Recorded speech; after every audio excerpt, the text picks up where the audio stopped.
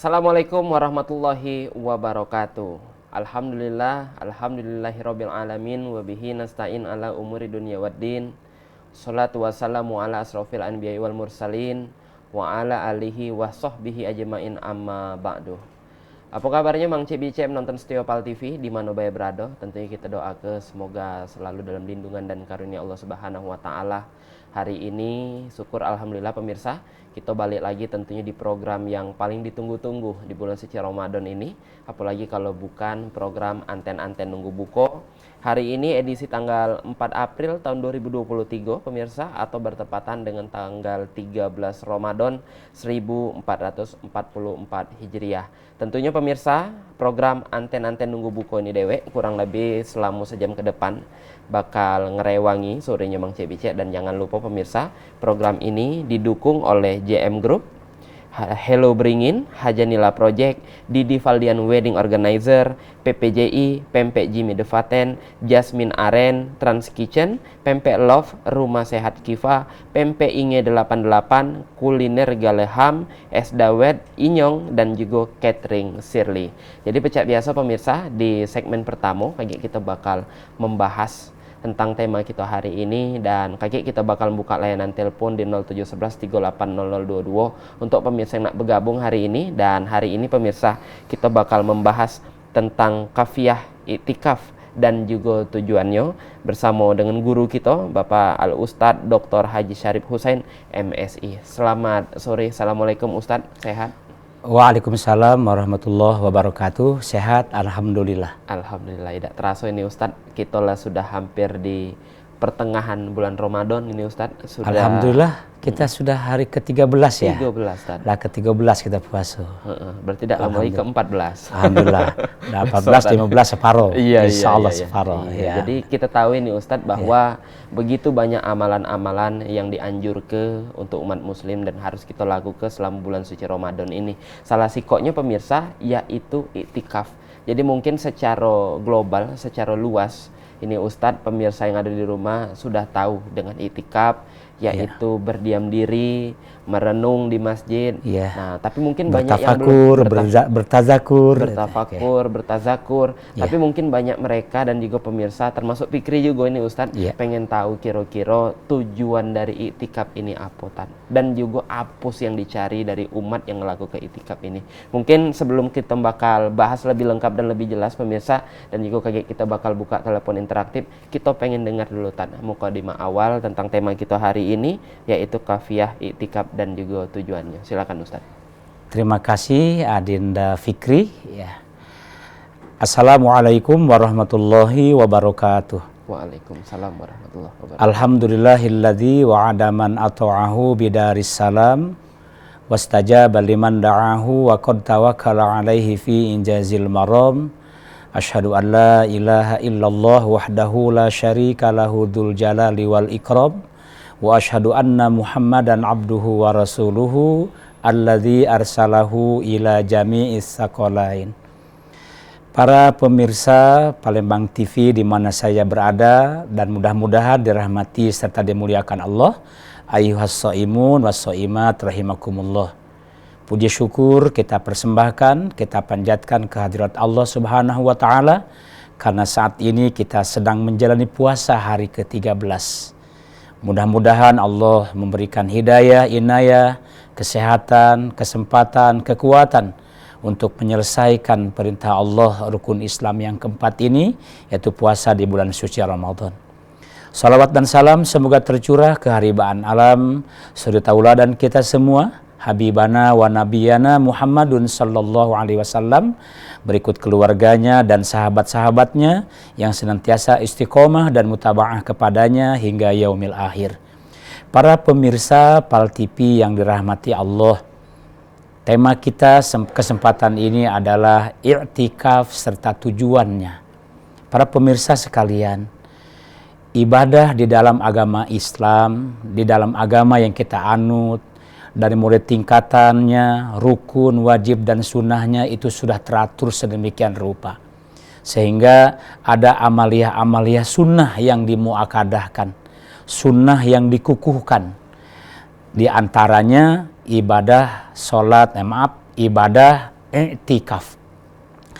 I'tikaf adalah merenung, berdiam diri, atau bertafakur, pun bisa dijadikan sarana untuk bertazakur, ya, mengingat Allah Subhanahu wa Ta'ala.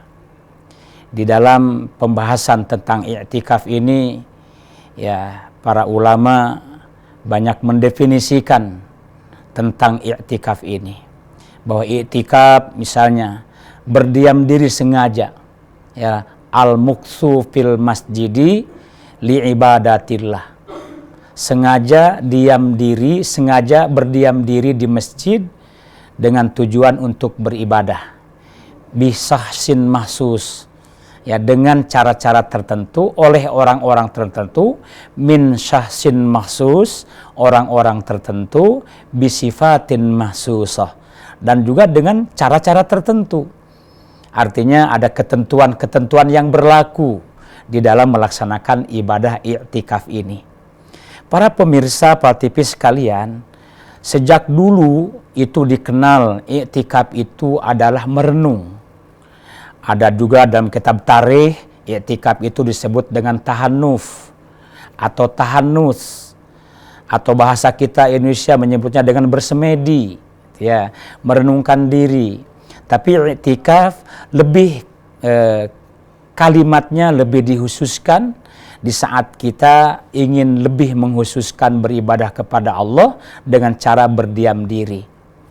Sejarah telah menyebutkan bahwa Rasulullah Shallallahu Alaihi Wasallam pernah beriktikaf di 10 malam Ramadan.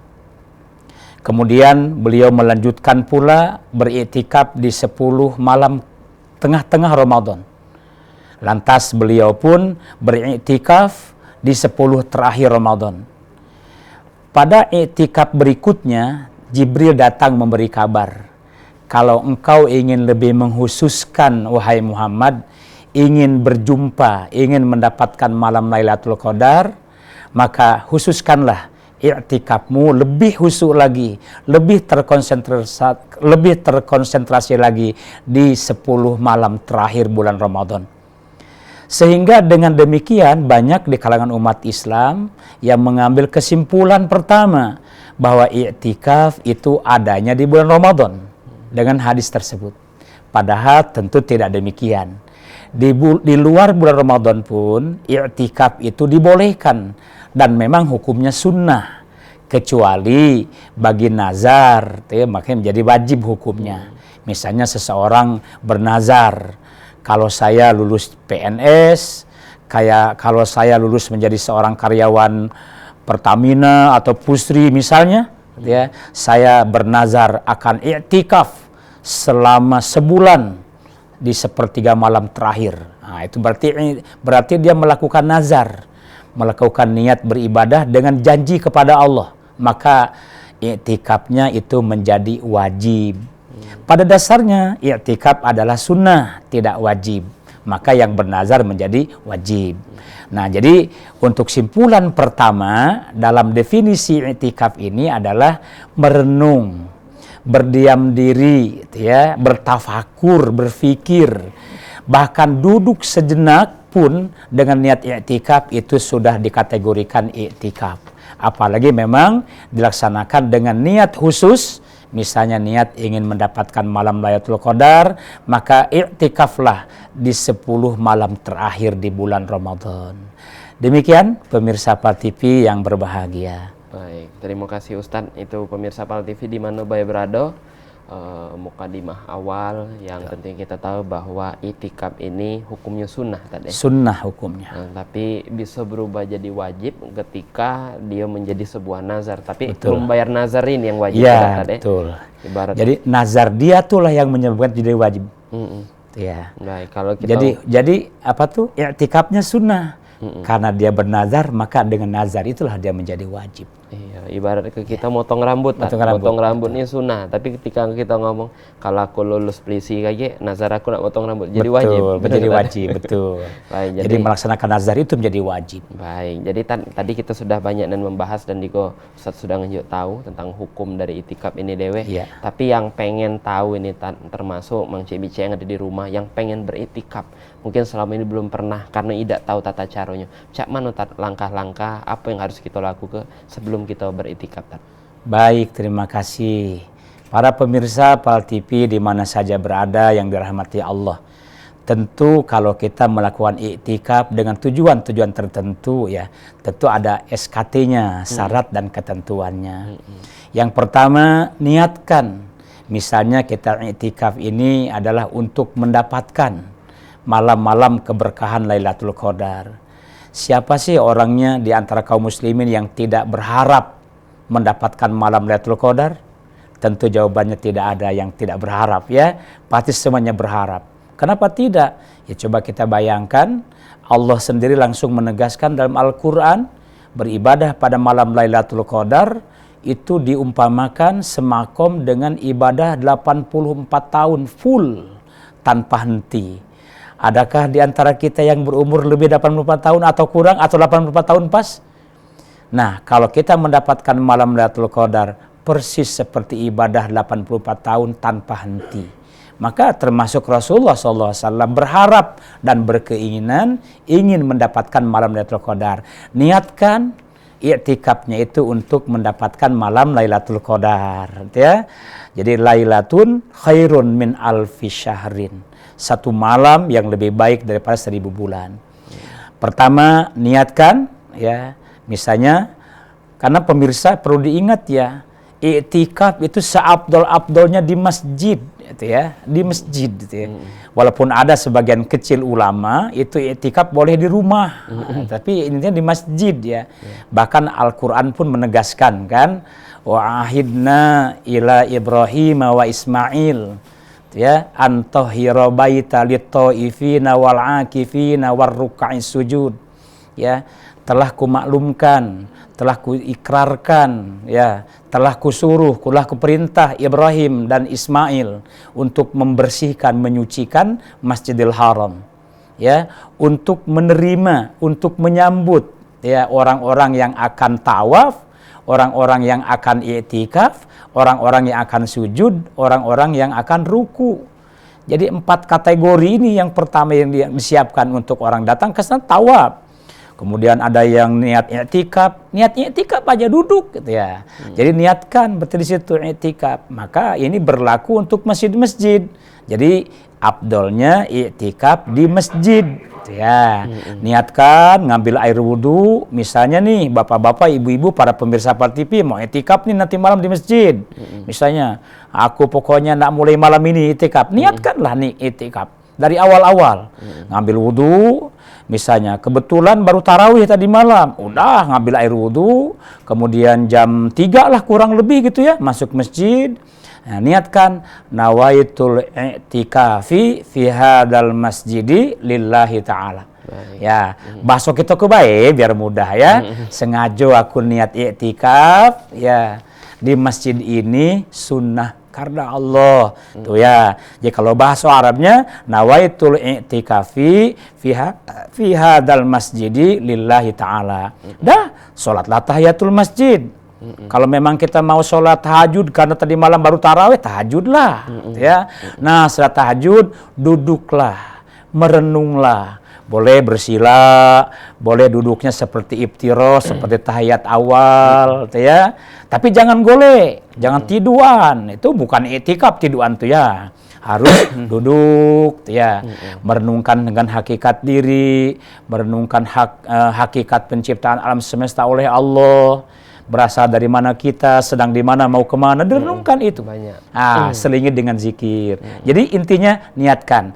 Terakhir, boleh ditambah dengan doa, Allahumma fariqal furqan, munzilal Qur'an, bil hikmati wal bayan, barikillahumma lana fi syahri Ramadan. Wahai Allah, zat pembeda antara hak dan yang batil, Zat yang telah menurunkan Al-Quran dengan hikmah-hikmah dan penjelasan-penjelasan, berkahilah kami di bulan Ramadan. Sebagian ulama menyimpulkan ini doa berharap mendapat Lailatul Qadar. Baik. Maka di situ ada tafakur, di situ ada zikir, dan juga ada doa. Insya Allah iktikafnya dapat berkah. Mantap, luar biasa, sangat lengkap dan jelas pemirsa. Sudah dinjak tahu sama Ustadz Syarip Hussein, mulai dari embek wudhu, dari keniat sampai apa yang kita lakukan, dan juga doanya pemirsa. Kayak kita bakal nanya lebih panjang lagi Ustadz, tapi ada yang nak lewat siko ini dulu. Pemirsa jangan berenggut kemana-mana, tetap dengan kami di Anten-Anten Nunggu Buko.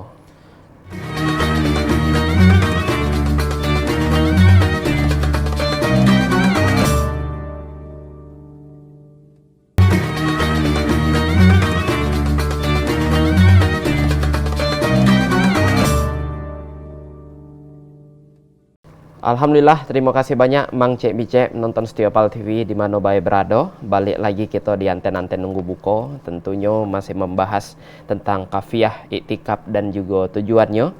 Cek Fikri masih bersama dengan Al Ustadz Dr. Haji Syarip Hussein MSI. Jadi tadi sudah ninjok tahu tata cara untuk melakukan iktikaf, mulai dari niatnya, dari ke bahasa Arab sampai bahasa kita dewek lah ninjok tahu sama Ustadz, sampai ke tadi duduk apa yang nak direnung ke tadi kata Ustadz, sampai ke boleh ditutup dengan doa.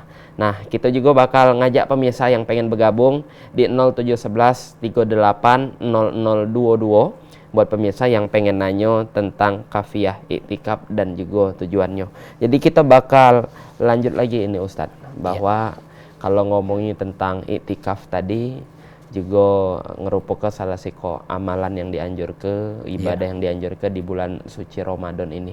Sebenarnya Tad, ketika uang ngelakukan iktikaf, apa baik sih Tad yang diharapkan dan yang dipengen hasil dari ngelakukan iktikaf itu dewe? Apakah kepribadian yang berubah? Apakah boleh kita minta kesehatan, umur panjang, rezeki? Bahkan kan kita nih aman berdoa galak request Tad. Iya. Ya Tad, aku pengen punya rumah baru ya Allah tahun depan. Ya Allah, mobil ini lah buruk, pengen berganti. Nama mana Tad? Apa yang harus dilakukan ketika iktikaf itu Tad? Baik, para pemirsa Pal TV di mana saja berada yang dirahmati Allah.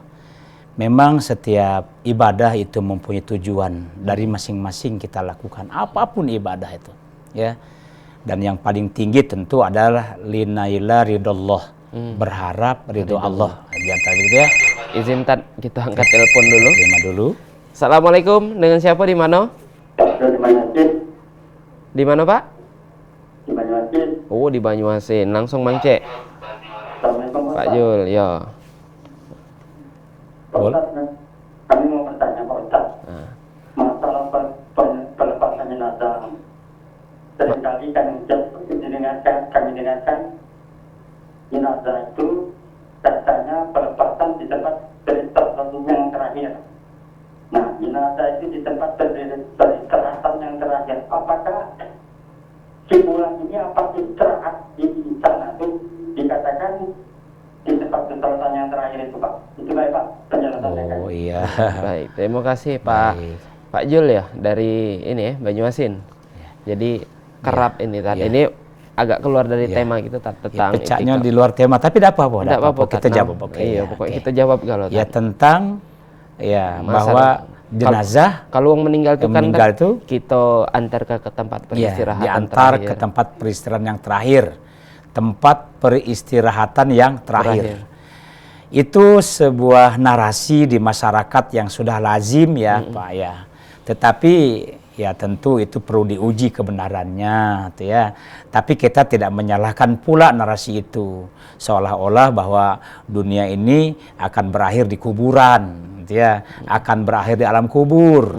Padahal justru alam kubur itu adalah kehidupan pertama dalam kehidupan yang sebenar-benarnya. Kenapa? Itulah gerbang kehidupan akhirat. Jadi alam kubur, ya jenazah masukkan ke alam kubur itu adalah gerbang pertama di kehidupan akhirat. Akhir kehidupan di dunia yang hanya sebentar gitu ya.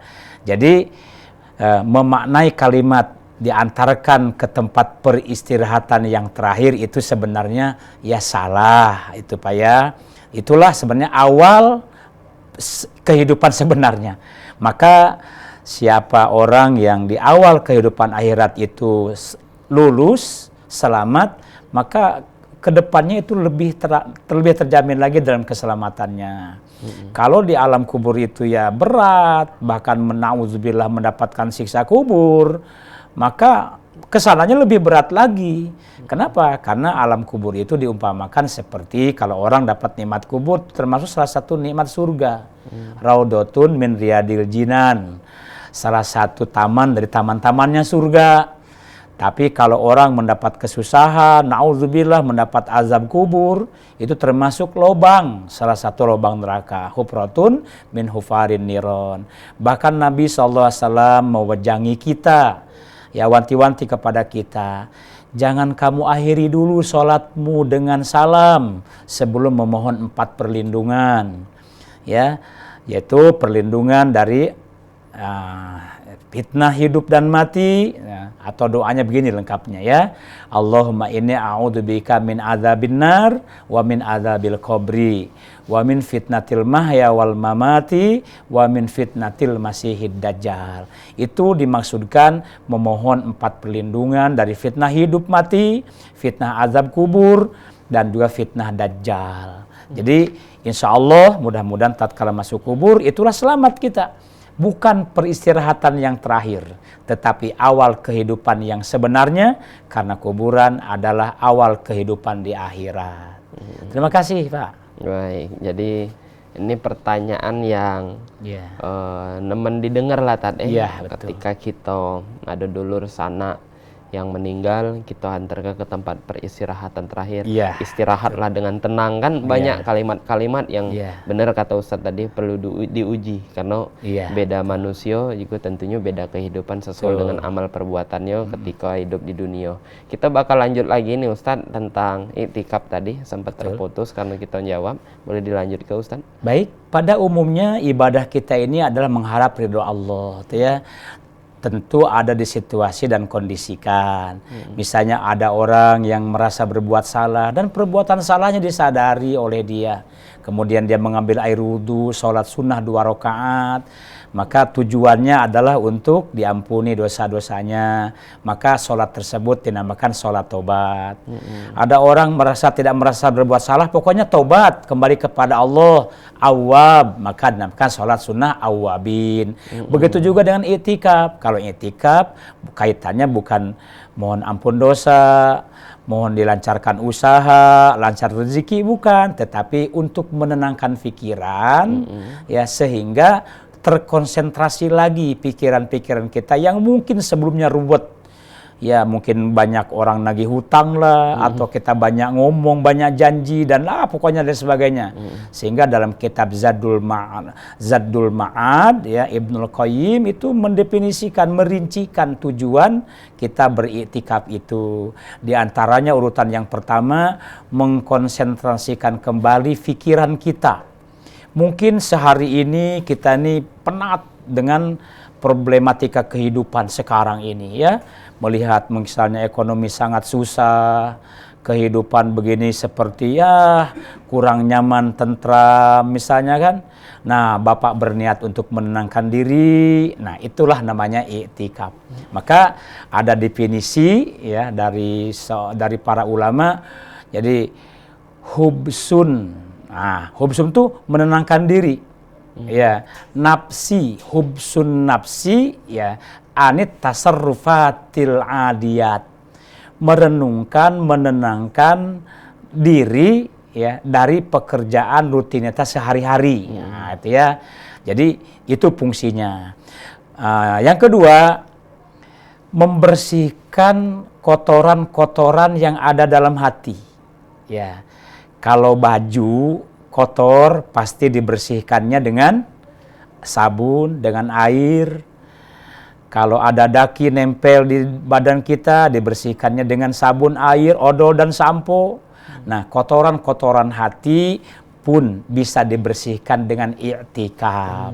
Salah satunya, tapi banyak ya, salah satunya dengan i'tikaf. Jadi kotoran-kotoran hati dibersihkan dengan i'tikaf. Bisa disebutkan bahwa i'tikaf adalah tazkiyatun nafs, ya, membersihkan jiwa supaya kembali fresh. Ya, bapak-bapak, para pemirsa Pak TV, bagi pekerja kantor biasa melihat komputer, melihat Handphone. WA, handphone, sehari-harian, apakah tidak jenuh mata kita, pendengaran kita dengan musik? Maka tentu laptop dan HP kita pun pasti akan ngeheng, error, dia kepanasan dan lain sebagainya. Maka perlu direfresh ulang. Itulah i'tikaf. I'tikaf itu merefresh jiwa, merefresh pikiran, sehingga yang asalnya kalut, galau, pening, kembali menjadi segar dengan i'tikaf. Wah. Subhanallah. Jadi ada bahasa gaulnya sekarang ini healing. Killing. Healing, bener. Killing apa healing? Killing. Iya, kalau killing bunuh. Kalau killing killing bunuh.